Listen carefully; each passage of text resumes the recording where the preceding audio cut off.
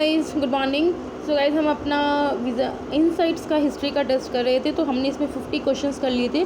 51st question से start करते हैं। Which among the following are instruments of extremist program of the extremist program के क्या instruments होते थे, क्या एक्शंस होते थे, जरा बताइए।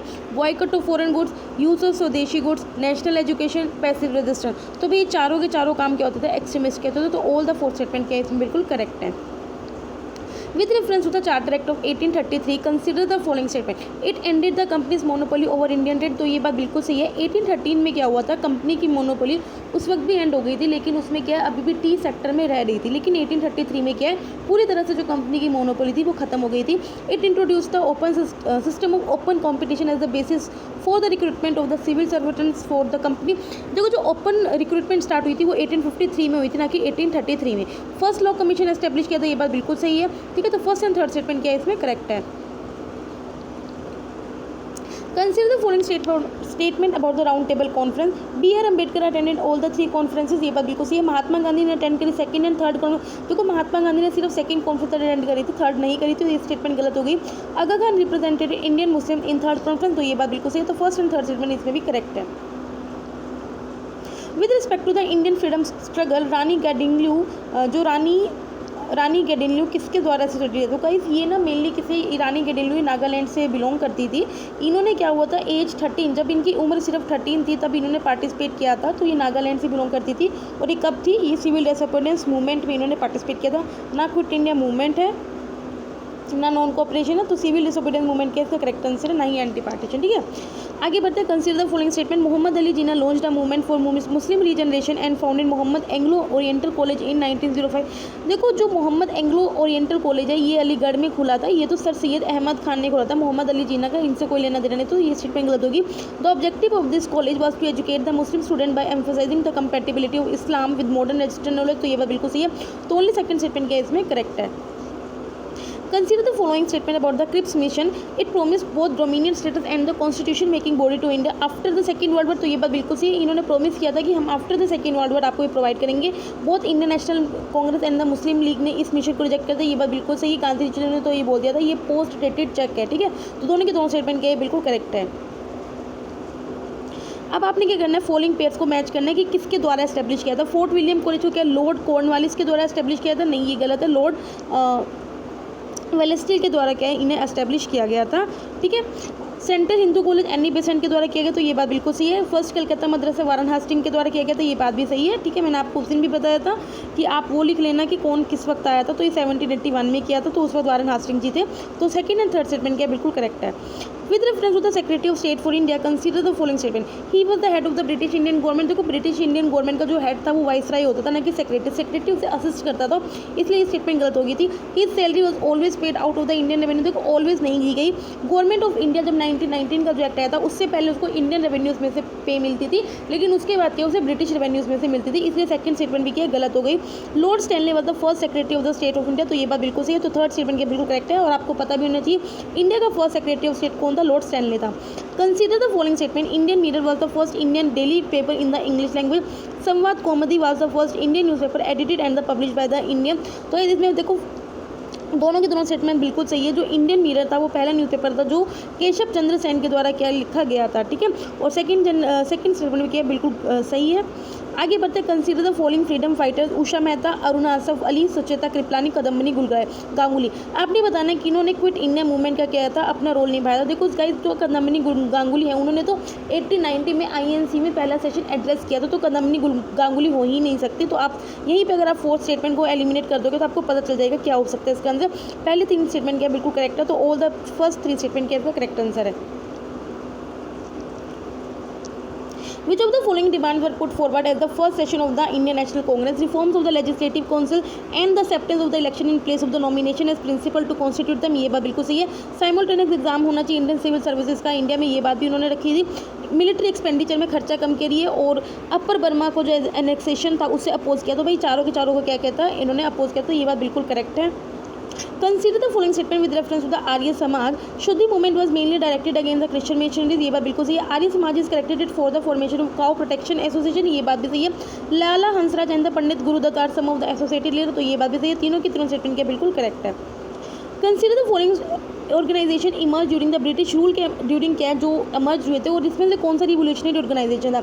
इंडियन इंडिपेंडेंस लीग तो भाई ये भी थी, इंडियन रिपब्लिकन आर्मी भी थी, अनुशीलन समिति भी थी, ठीक है। तो ये तीनों के तीनों क्या थे? Revolutionary reform. तो आपको देख सकते हैं अनुशीलन समिति के जो फाउंडर थे वो पुलिन बिहारी दास थे, इंडियन रिपब्लिक आर्मी के फाउंडर सूर्य सेन थे और इंडियन इंडिपेंडेंस लीग का आपको पता होगा राज बिहारी बोस थे, ठीक है। अब आप consider the following statement about the Abul Kalam Azad. He was the founder of the Indian National Association of Calcutta in 1876। तो ये बात गलत है, Indian National Association of Kolkata के फाउंडर ये नहीं थे, ये प्रेसिडेंट थे आईएनसी के ड्यूरिंग क्विट इंडिया मूवमेंट। ये बात बिल्कुल सही है। इन्होंने पब्लिश किया था अल हिलाल वीकली, तो ये बात भी सही है। तो सेकंड एंड थर्ड स्टेटमेंट क्या बिल्कुल करेक्ट है। Consider the following statement. Mahatma Gandhi became the president of all India state people conference in 1939। नहीं, इसमें क्या जवाहरलाल नेहरू बने थे, महात्मा गांधी नहीं बने थे। The states people movement awaken the national consciousness among the people and started the spirit of unity all over India. तो ये बात बिल्कुल सही है। सेकंड स्टेटमेंट केस में बिल्कुल करेक्ट है। Consider the following statement about the leaders of Swadeshi movement. Lokmanya Tilak organise Shivaji festival to arouse patriotic feelings. तो ये बात बिल्कुल सही है, ठीक है। Dadabhai Naoroji declare the goal of Congress to attain swaraj in the Congress session of 1906। तो ये बात भी बिल्कुल सही है। पहली बार जो स्वराज का यूज़ था वो दादा भाई नौरोजी ने ही यूज़ किया था। तो फर्स्ट एंड सेकंड दोनों के दोनों स्टेटमेंट के बिल्कुल करेक्ट है। Which of the following were associated with the administrative change brought by the Lord Cornwallis. He introduce the policy of subsidiary alliance. देखो सब्सिडरी अलायंस लॉर्ड वेलेस्ली ने start किया था, ना कि कॉर्नवालिस ने। तो इस स्टेटमेंट नहीं गलत होगी। The private trade off all the company servants were separate. तो ये बात बिल्कुल सही है। ही separated the revenue administration and the administration of justice. तो ये बात भी सही है। तो सेकंड एंड थर्ड स्टेटमेंट क्या बिल्कुल करेक्ट है। फर्स्ट स्टेटमेंट इसमें बिल्कुल गलत है। With reference to the Gandhi Irwin pact ये तो आपको पता होगा। Consider the following statement. The government consider the right to make salt for both consumption and the commercial purpose. नहीं, इन्होंने सिर्फ कंजप्शन के लिए क्या किया था, बोला था कि आप यूज़ कर सकते हो, लेकिन कमर्शियल पर्पस के लिए अभी भी मना था, ठीक है। तो ये स्टेटमेंट गलत होगी। The Congress demanded for a public inquiry into the police excesses was not accepted. तो ये बात बिल्कुल सही है, उस वक्त एक्सेप्ट नहीं किया गया था। तो सेकंड स्टेटमेंट केस में बिल्कुल करेक्ट है। अब आपने क्या करना है, कुछ स्टेट्स जो 1857 का रिवोल्ट था, आपने बताना है कौन से लोकेशन में कौन से लीडर्स ने क्या किया था, उसको लीड किया था। फैजाबाद में मौलवी अहमदुल्ला, ये बात बिल्कुल सही है। बराकपुर में मंगल पांडे, ये बात सही है। बरेलू में खान बहादुर गुन, तो ये बात सही है। तीनों के तीनों स्टेटमेंट के बिल्कुल करेक्ट है। तो गाइस आप ये याद रखना, और आप ये भी याद रखना कि उस वक्त वहाँ पे कौन सा जो ब्रिटिश रूलर था वो उस सिटी में प्रेजेंट था, तो ये भी याद रखना। Which among the following events took place under the Lord Ripon. Passage of first factored, ये बात बिल्कुल सही है। 1882 में क्या लॉर्ड राइपन के द्वारा ये एक्ट को क्या किया था, पास किया गया था। देखो फाइनेंशियल डिसेंट्रलाइजेशन लॉर्ड राइपन के अंडर नहीं होता, लॉर्ड मायो के अंडर होता है। ये स्टेटमेंट गलत होगी। Introduction of local self government, तो ये बात भी थी। तो फर्स्ट एंड थर्ड स्टेटमेंट क्या बिल्कुल करेक्ट है। आगे बढ़ते हैं नेक्स्ट क्वेश्चन पे। Arrange the following tribal revolt witness in India during the period of British rule in chronological order में लगाना है। देखो संथाला रेबेलियन कब हुआ था, 1855 में हुआ था, ठीक है। कोल अपराइजिंग कब हुई थी, आप देख लो 1831 में हुई थी, ठीक है। मुंडा कब हुआ था, 1899 में हुआ था। और कुकी कब हुआ था, 1919 में हुई थी, ठीक है। तो इसका जो करेक्ट स्टेटमेंट है 2134 आ गया। तो गाइस ये ट्राइबल और पीजेंट रिवोल्ट जितने भी है ना, इनका जो ईयर है ना वो याद रखना, क्योंकि क्रोनोलॉजिकल ऑर्डर में पूछ लेता है, ठीक है। अब आपने बताना कंसीडर द फॉलोइंग पॉइंट्स और इंपॉर्टेंट प्रोविजन क्या थे। इंडियन काउंसिल एक्ट 1861 में पोर्टफोलियो सिस्टम का इंट्रोडक्शन हुआ, तो ये बात भी बिल्कुल सही है। इंडियन काउंसिल एक्ट 1892 में सेपरेट इलेक्टोरेट सिस्टम हो, नहीं तो आपको पता है 1909 में शुरू हुआ था। और इंट्रोडक्शन ऑफ बाइकमेलिज्म क्या 1909 में होता, नहीं ये 1919 में हुआ था, ठीक है। तो ओनली फर्स्ट स्टेटमेंट केस में करेक्ट है। Consider the following system of the Robert Clive. Treaty of Allahabad was sign during his relation, ये बात बिल्कुल सही है। देखो treaty of Allahabad battle of Buxar के बाद हुई थी, तो 1765 में हुई थी, तो उस वक्त रॉबर्ट क्लाइव थे, तो ये बात बिल्कुल सही है। He introduce the quinquennial system of land revenue, ऐसा कुछ नहीं किया था उन्होंने। He adopted the policy of non intervention. आपको लगता है ब्रिटिश ऐसी पॉलिसी यूज़ करेंगे, तो बिल्कुल बात गलत है। तो ओनली फर्स्ट स्टेटमेंट क्या सही है। With respect to the provisional administration during the British rule in India, consider the following statement. Charter Act of 1833 deprived the presidencies of Bombay and Madras of the legislative power. ये बात बिल्कुल सही है। Indian Council Act of 1892 enlarged the provisional legislative councils and removed official majority. देखो no doubt उन्होंने enlarge की थी, लेकिन ऑफिशियल मेजोरिटी को तो रिमूव नहीं किया था ना। Responsible government was introduce in the British India provinces by the Government of India act 1935। तो ये बात बिल्कुल सही है। फर्स्ट एंड थर्ड स्टेटमेंट क्या बिल्कुल सही है। आगे बढ़ते हैं। Consider the following statement. The first political murder of Europeans was committed at Poona in 1897 by the Chapekar brother. तो ये बात बिल्कुल सही है। पूना में यूरोपियंस का मर्डर किया था किसने, छापेकर ब्रदर्स ने 1997 में। तो ये ईयर भी याद रखना। An attempt to murder mister Kingsford in 1908 was made by Prafulla Chaki and Khudiram Bose. तो गाइस ये बात बिल्कुल सही है, ठीक है। Sandhya Yugantar call were the newspaper oppose the method of revolutionary को अपोज नहीं करते, तो ये स्टेटमेंट गलत होगी। तो फर्स्ट एंड सेकंड स्टेटमेंट क्या बिल्कुल करेक्ट है, ठीक है। तो आपको पता होना चाहिए, इसको अलीपुर कॉन्स्पिरेंसी भी बोलते हैं, जिसमें ये मुजफ्फरपुर के जो मर्डर किए गए थे, ठीक है। Consider the following statement about the first phase of the Indian national Congress, ठीक है, 1885 टू 1905 का। आईएनसी डोमिनेट की जाती थी मॉडरेट्स के द्वारा, ये बात बिल्कुल सही है। That is affluent middle class intelligentsia, man of legal, medical, engineering department and journalist, ये बात बिल्कुल सही है। लीडर्स जो थे इस पीरियड के वो दादा भाई नौरोजी, फिरोज शाह मेहता, WC बनर्जी, DE वाचा, ये बात भी सही है। दे बिलीव कि ब्रिटिश रूल है वो उनके इंटरेस्ट में, ये बात भी बिल्कुल सही थी। देखो वो कभी भी ब्रिटिश रूल से अलग नहीं जाना चाहते थे, बस वो ये चाहते थे कि हमें क्या इनके अंडर कुछ हमें क्या स्टेटस दिया जाए। तो तीनों की तीनों स्टेटमेंट क्या बिल्कुल करेक्ट है। After the non cooperation movement किन लीडर्स ने आर्ग्यू किया कि उन्हें पॉलिटिक्स के अंडर जाना चाहिए। देखो मैंने आपको उस वक्त बताया था नो चेंजेस प्रो चेंजेस होते, ठीक है। तो जो सुभाष चंद्र बोस और जो जवाहरलाल नेहरू थे, देखो भाई ये तो थे नो चेंजेस है। बाकी जो CR दास थे और मोतीलाल नेहरू ये प्रो चेंजेस थे। ये कह रहे थे कि हमें क्या करना चाहिए, कॉन्स्टिट्यूशनल वर्क में स्टार्ट करना चाहिए, जबकि औरों का कहना था कि नहीं हमें अपने कंस्ट्रक्टिव वर्क में ध्यान देना चाहिए, ठीक है। तो इसमें जो करेक्ट आंसर है वो क्या है, CR दास ओनली, ठीक है। आगे बढ़ते हैं। Consider the following statement, Indian National Social Conference was founded in 1887 by MG Ranade, Hindi association in the Madras was set up by the Mrs Annie Besant in 1903। तो गाइस ये दोनों की दोनों स्टेटमेंट के बिल्कुल सही है, आपको पता होना चाहिए। इंडियन नेशनल जो सोशल कॉन्फ्रेंस है MG रनाडे के द्वारा 1887 में फाइंड आउट की गई थी और एनी बेसेंट ने 1903 में हिंदी एसोसिएशन इन मद्रास खोला। तो दोनों की दोनों स्टेटमेंट के बिल्कुल करेक्ट है। आगे बढ़ते हैं। With reference to the Government of India Act 1858, इसको बेटर एक्ट भी बोलते हैं, better government act. The queen was empowered to assume the title of गैसरीन, नहीं जो भी एम्पर होता था वहाँ का जो भी प्रिंसली स्टेट का उसी को ही मिल सकता था। Under this act secretary of state become the constitutional advisor of the crown in all matters related, ये बात बिल्कुल सही आपको पता है। 1858 के बाद ही का जो वाइसरॉय और सेक्रेटरी ऑफ स्टेट की जो पोस्ट आई थी, तो सेकंड स्टेटमेंट के बिल्कुल करेक्ट है।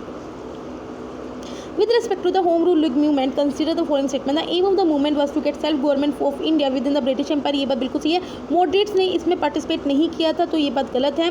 New India, young India and Commonwealth were the newspaper launch by Annie Besant. देखो एनी बेसेंट के द्वारा न्यू इंडिया और कॉमनवेल्थ किया गया था, यंग इंडिया नहीं किया गया था, तो इसलिए स्टेटमेंट गलत हो गया। तो ओनली जो इसमें स्टेटमेंट करेक्ट है वो 1 है, ठीक है। तो आप ये देख सकते हो जो यंग इंडिया है वो किसके द्वारा किया गया था, जमुना दास द्वारकादास, शंकरलाल बैंकर और इंदुलाल याग्निक के द्वारा किया गया था। कंसीडर द फॉलोइंग पेयर्स, आप पेयर देख रहे हो, बताओ ये तो करंट का क्वेश्चन है।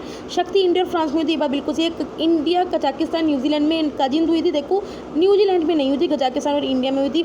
सिटमैक्स किसके बीच में, सिंगापुर थाईलैंड, नहीं भी इंडिया भी इसमें इन्वॉल्व था, तो ये भी गलत हो गया। 10 लिखा इंडिया और डेनमार्क में हुई थी, नहीं ये भी गलत हो गया, ये हुई थी इंडिया और ये हुई थी उज्बेकिस्तान में, ठीक है। तो ओनली फर्स्ट स्टेटमेंट केस में करेक्ट है। Which of the following statement is correct about the global hunger index. Global hunger index release किया WHO ने भी, इसका वेल्थ हंगर लाइफ रिलीज करता है। The index include under nourishment, child stunting, child wasting and child mortality, तो ये बात बिल्कुल सही है। Second statement. इंडिया का रैंक हाईएस्ट है, नहीं इंडिया का रैंक तो 102 है, बहुत स्लिप हुआ है, तो ओनली सेकंड स्टेटमेंट केस में करेक्ट है। Consider the following statement about the multi drug resistant tuberculosis. Tuberculosis is a disease caused by bacteria that has spread from person to person through air, ये बात बिल्कुल सही है। It is caused by an organism that is resistant to the isoniazid and the rifampicin drug, तो ये बात भी सही है। दोनों की दोनों स्टेटमेंट बिल्कुल करेक्ट है। Consider the following statement with respect to the defence acquisition. कौन से, तो गाइस इसको हमने करंट अफेयर्स में काफी अच्छे से कवर किया। It is the highest decision making body deciding on the new policies on the acquisition for all the 3 services, ये बात बिल्कुल सही है।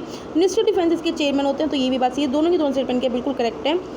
National population register to be prepared by the central government was recently in news. In this context, consider the following statement. National population register biometrics दे लेता है from UIDAI, ये बात बिल्कुल सही है।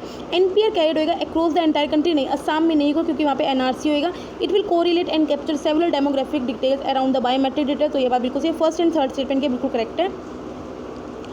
With reference to the food safety mitra scheme, consider the following statement. Food safety mitra volunteers will encourage healthy food habits among the women in rural areas. नहीं देखो food safety मित्र क्या कर रहा है, जो स्मॉल स्केल जो food industries होती हैं उनको क्या करेगा, सपोर्ट करेगा, तो ये बात गलत है। इस स्कीम क्या करेगी, न्यू एम्प्लॉयमेंट अपॉर्चुनिटीज़ क्रिएट करेगी for youth with food and nutrition background, तो सेकंड स्टेटमेंट क्या बिल्कुल करेक्ट है। आगे बढ़ते हैं। Consider the following statement with respect to the release 20th livestock census report, तो ये हम क्वेश्चन काफ़ी बार कर चुके हैं। ये रिलीज किया जा रहा है ministry of fisheries animal husbandry and dairying, ये बात बिल्कुल सही है। लाइफ स्टॉक सेंसस कवर करता है all the domesticated animal and it head, ये बात भी सही है। जो टोटल लाइफ स्टॉक सेंसस है उसने इंक्रीज किया more than 10% over the 2012 census, तो ये गलत है। Only first and second statement क्या है बिल्कुल करेक्ट है, ठीक है। तो आप देख सकते हो कितना इंक्रीज किया, ओनली 4.6% इंक्रीज हुआ है। Consider the following statement with respect to the Lakshmi Narasimha temple, जो अभी न्यूज़ में था। ये टेम्पल का तमिलनाडु में लोकेटेड है, नहीं कर्नाटका में है। ये टेम्पल बिलोंग करता है होयसला स्टाइल ऑफ आर्किटेक्चर, तो सेकंड स्टेटमेंट बिल्कुल करेक्ट है। तो ओनली सेकंड स्टेटमेंट क्या इसमें बिल्कुल सही है। With reference to the India gen genome project, तो गाइस ये हमने अभी PT 365 में कवर किया है। ये क्या इनिशिएटिव एम्स के द्वारा शुरू किया, नहीं CSIR के द्वारा इनिशिएट किया गया था। एम के इस प्रोजेक्ट का to advise people on the genetic health risk, तो ये बात बिल्कुल सही है। ओनली सेकंड स्टेटमेंट केस में करेक्ट है। Consider the following statement with respect to the National Tiger Conservation Authority, ये statutory body under the Ministry of Environment, ये बात बिल्कुल सही है। It is constituted under the enabling provision of the EPA, नहीं ये वाइल्ड लाइफ प्रोटेक्शन एक्ट के अंदर इनेबल हुआ था। मिनिस्ट्री ऑफ एनवायरमेंट इसकी चेयरमैन, तो ये बात बिल्कुल सही है। तो first and third statement case में बिल्कुल करेक्ट है। With reference to the wetland conservation and management rules, consider the following statement. Center has the authority to identify and notify the wetland. जो मिनिस्ट्री ऑफ एनवायरमेंट को ये है, ठीक है, centre नहीं करेगा। State level wetland authority decide the permitted activities in the wetland, ये बात बिल्कुल सही है। रिसेंटली क्या है, सुखना लेकर चंडीगढ़ को उसको वेटलैंड में डिक्लेयर किया गया, तो ये बात भी सही। तो सेकंड एंड थर्ड स्टेटमेंट कैसे कराए, बिल्कुल करेक्ट है। Consider the following statement with respect to the universal post union, ये स्पेशलाइज्ड एजेंसी यूएन की, ये बात बिल्कुल सही है। इसका हेडक्वार्टर जेनेवा में नहीं भी बर्न में हम काफ़ी बार पढ़ चुके हैं। It frame rules for international mail exchange and fixes rate for international post service, तो ये बात बिल्कुल सही है। फर्स्ट एंड थर्ड स्टेटमेंट कैसे में बिल्कुल करेक्ट है। इंडिया ने रिसेंटली डिसाइड किया कि वो कॉर्पोरेट टैक्स को कट करेगी। Consider the following statement with respect to the corporate tax. Corporate tax is a direct tax impose on the revenue company, देखो डायरेक्ट टैक्स है, लेकिन ये कहते हैं नेट प्रॉफिट पे क्या होता है, इम्पोज होता है, तो ये स्टेटमेंट गलत होगी। कंपनी जो प्राइवेट और पब्लिक को दोनों को देना पड़ता है, तो ये बात बिल्कुल सही है। तो ओनली सेकंड स्टेटमेंट केस में बिल्कुल करेक्ट है। Consider the following statement with respect to the tech Sagar portal, it is the repository of the Indian cyber tech capability, ये बात बिल्कुल सही है। इसे डीआरडीओ ने लॉन्च किया गया, नहीं भी data security council of India के साथ मिलकर किया गया है। जो साइबर क्राइम का इंस्टीट्यूट है उसने इसको डेवलप किया, तो ओनली फर्स्ट स्टेटमेंट क्या इसमें करेक्ट है। देखो आप पढ़ भी सकते हो, इसमें जो national cyber security coordinator office है उसने data security council of India के साथ मिलकर क्या किया है, इसे लॉन्च किया। आगे बढ़ते हैं क्वेश्चन नंबर 95 में। कंसीडर द फॉलोइंग स्टेटमेंट, जो फैमिली प्लानिंग प्रोग्राम है वो ऑफिशियली लॉन्च किया गया था before the constitution of first Lok Sabha, तो ये बात बिल्कुल सही है। महाराष्ट्र, राजस्थान, मध्य प्रदेश और असम में 2 चाइल्ड पॉलिसी है in place for getting a government, जो तो भाई महाराष्ट्र, राजस्थान, मध्य प्रदेश में, बाकी असम में 2021 से लागू होगी, ठीक है। तो फर्स्ट स्टेटमेंट क्या बिल्कुल करेक्ट है। Consider following statement with reference to youth collab initiative, तो गाइस ये भी हमने करंट अफेयर्स में कवर किया। इसका एम किया to create an enabling ecosystem to promote youth leadership, innovation and social entrepreneurship, तो ये बात बिल्कुल सही है। It will invite young people in the age group of 18 to 35, तो नहीं 18 to 29 है, तो ये गलत हो गया। It has been launch by the NITI Aayog and UNESCO, देखो यूनेस्को का इसमें कोई रोल नहीं है, ये अटल इनोवेशन मिशन के द्वारा लॉन्च किया गया था। तो ओनली इसमें जो करेक्ट स्टेटमेंट है तो फन है। Which of the following statement are correct with respect to the Dhruv initiative, ये 3 मंथ मेंटरशिप प्रोग्राम है फॉर टैलेंटेड स्टूडेंट, देखो 14 डेज का, 3 मंथ्स का नहीं है। Every student selected under this programme will be called Dhruv Tara, तो ये बात बिल्कुल सही है। प्रोग्राम 2 एरियाज को कवर करेगा, साइंस और परफॉर्मिंग का, तो ये बात बिल्कुल सही है। तो सेकंड एंड थर्ड स्टेटमेंट क्या बिल्कुल करेक्ट है। सरस आजीविका मेला अभी किसी से रिलेटेड था, भाई ये मेनली क्या था, ये प्रोग्राम इसलिए था ताकि जो रूरल जो सेल्फ हेल्प ग्रुप वुमेन्स हैं हम उनकी जो लाइफ है उनको ट्रांसफर कर सके, तो जो सी स्टेटमेंट है वो बिल्कुल करेक्ट है इसकी। Consider the following statement with respect to the anthrax, it is a disease cause by the virus, देखो वायरस के द्वारा नहीं होते, बैक्टीरिया के थ्रू होते हैं। ये पैरालाइटिक डिजीज है, spread directly from person to person, नहीं ये पर्सन टू पर्सन नहीं होती, ये स्पोर्ट्स के थ्रू क्या होती है, ट्रांसमिट होती है, तो ये नाइदर 1 नोट 2 क्या है इसका correct answer. Last question, as per the global tuberculosis report release by the WHO, consider the following statement, India has the highest number of the drug resistant TB cases, तो ये बात बिल्कुल सही है।